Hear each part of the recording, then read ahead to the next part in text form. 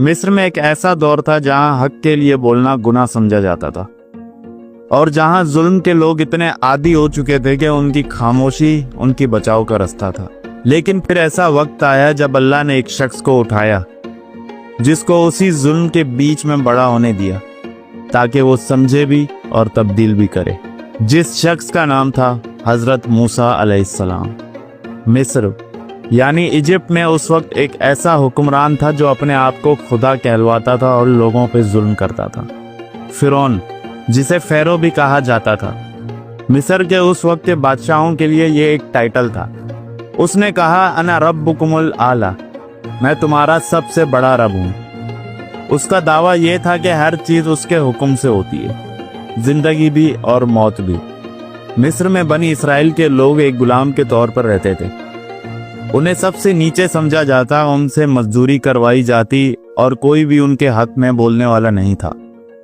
फिरौन ने एक रात एक ख्वाब देखा। उसने देखा कि एक बनी इसराइल का लड़का उसका तख्त गिरा रहा है।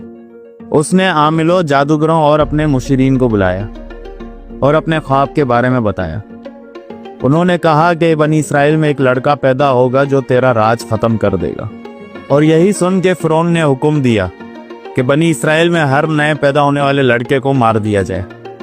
इस हुक्म ने हर माँ के सीने को चीर दिया। हर घर में खौफ का साया रहता था।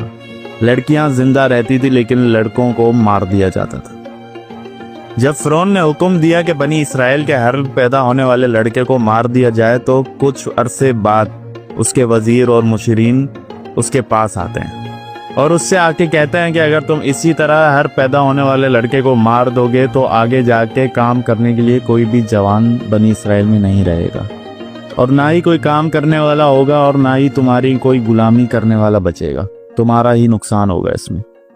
तो फिरौन उनकी बातों को थोड़ा सीरियस लेता है और एक और फैसला करता है।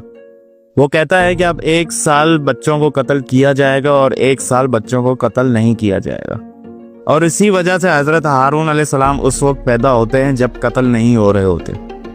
और अगले ही साल जब कत्ल होने वाले साल था तब हजरत मूसा अलैहिस्सलाम की विलादत होती है। और जब हजरत मूसा अलैहिस्सलाम पैदा होते हैं तो उनकी वालिदा घबरा जाती है, मगर अल्लाह ताला उनके दिल में एक इल्हाम दे देता है। सूरह अल कसस में लिखा है कि उसे संदूक में डाल दो और दरिया में बहा दो और घबराना मत, हम उसे तुम तक वापस लाएंगे। और फिर एक माँ ने अपने जिगर के टुकड़े को दरिया में बहा दिया। वो संदूक जब दरिया में बहता रहा तो अल्लाह का करना ऐसा था कि वो संदूक जाकर फिरौन के महल पे जा पहुंचता है। फिरौन की बीवी आसिया ने उस संदूक को देखा, उसमें मासूम